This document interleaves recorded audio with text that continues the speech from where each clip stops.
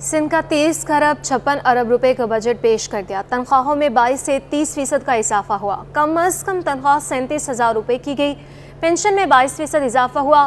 सूबाई सालाना तरक्याती प्रोग्राम के लिए 959 अरब रुपए मुख्तस। और आमदनी की बात करें तो आमदनी के मद में मजमूई तौर पर 1900 अरब रुपए रकम रखी गई है। इसी पर बात करने के लिए हमारे नुमाइंदगान अशरफ खान और आजिज जमाली हमारे साथ मौजूद होंगे। सबसे पहले रुख करेंगे आजिज जमाली का। आजिज, आज सिंध का बजट पेश किया गया है, कैसे देख रहे हैं आप इस बजट को?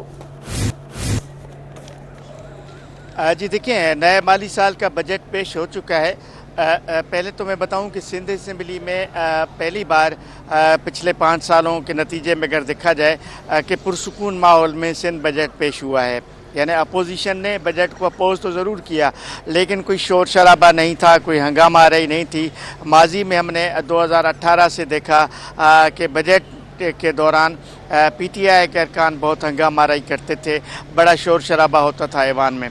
तो आज एक तो ये एक मस्बत बात थी कि बजट बड़े पुरसुकून माहौल में पेश हुआ।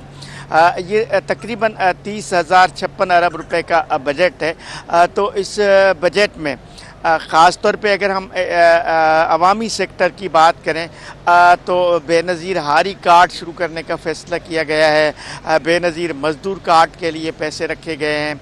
इसी बजट में कम से कम उजरत जो है वो 37,000 रुपये मुकर्रर की गई है, जो 32,000 रुपये था।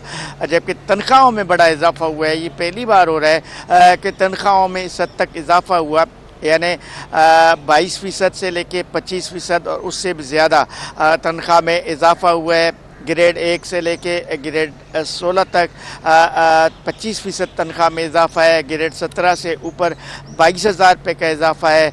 जबकि रिटायर्ड मुलाजमीन के पेंशन में भी 22% का इजाफा है।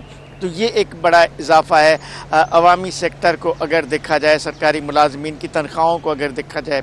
उसके अलावा लेकिन कुछ टैक्सेस आयद किए गए हैं जिनका बजट में तो जिक्र नहीं है, लेकिन वज़ीर आला सिंध ने जो फाइनेंस बिल पढ़ा है उस फाइनेंस बिल में नए टैक्सेस हैं। उन टैक्सेस में ख़ास तौर पे सफरी सहूलियात पर टैक्स है, जहाज़ के टिकट पर टैक्स है, जबकि ज़मीन की या दुकान की, शॉप की, कारोबार का जो भी शोबा है उस पर छोटा छोटा टैक्स लगाया गया है। कारोबार के ट्रांसफ़र पे टैक्स लगाया गया है। लैंड की अलॉटमेंट की ट्रांसफ़र पे जो है उस पर टैक्स लगाया गया। इस तरह डिफरेंट किस्म के छोटे छोटे टैक्स भी लगाए गए हैं, जिससे मुझे लग रहा है कि टैक्सेस का मार्जिन बढ़ाया गया है।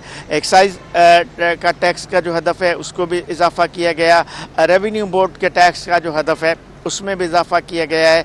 तो टैक्सेस ज़्यादा लगेंगे। ये हालांकि कोई नया टैक्स बताया गया था कि बजट में नहीं है, लेकिन टैक्सेस का मार्जिन ज़्यादा हुआ है, जिस वजह से ज़ाहिर है कि इन टैक्सेस का बोझ तो आवाम पर ही पड़ेगा। ये एक हमें नज़र आया नए माली साल के बजट में। कुछ नई बातें ज़रूर थीं, लेकिन नई स्कीमों के लिए पैसे नहीं रखे गए। शुरू तो होंगी, जैसे सोलर सिस्टम पे नई स्कीम शुरू कर दी गई है, उसका अब फॉरेन फंडिंग के रकम से पूरी की जाएगी या उसकी रकम जो है जो फेडरल PSDP है उससे निकाली जाएगी। अलबत्ता मुफ्त बिजली देने का ऐलान किया गया है बजट में सोलर के ज़रिए।